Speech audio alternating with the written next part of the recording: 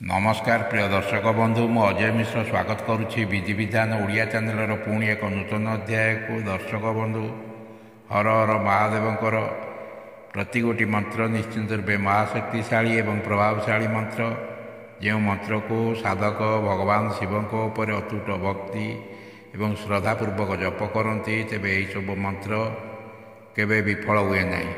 आज जो भगवान शिवंकर जो शक्तिशाली मंत्र सम्बन्ध जानिबा यह दीर्घदिन धरी अथवा लंबा समय धरी कौन रोग द्वारा पीड़ित रोगी जदि से शोइथिबा अवस्था सकाल संध्यार 21 थर मानसिक जप करती तेबे यह मंत्रर जप रामबाण सदृश काम करिथाए। रोगी औषध खाइबा सहित यह मंत्र को जप करिबारे किछि भी असुविधा नहीं। जदि रोगी चलाबुला करुथांती तेबे सकाल संध्यार 10 मिनिट लेखाएं यह मंत्र को जप करंतु, निश्चय आश्चर्यजनक फल मिलिबो। मंत्रटी है सांब सदा शिव गिरिजा नायक मृत्युंजय जय भव भयहारक।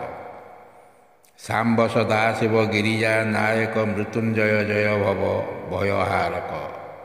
सांब सदा शिव गिरिजा नायक मृत्युंजय जय भव भयहारक।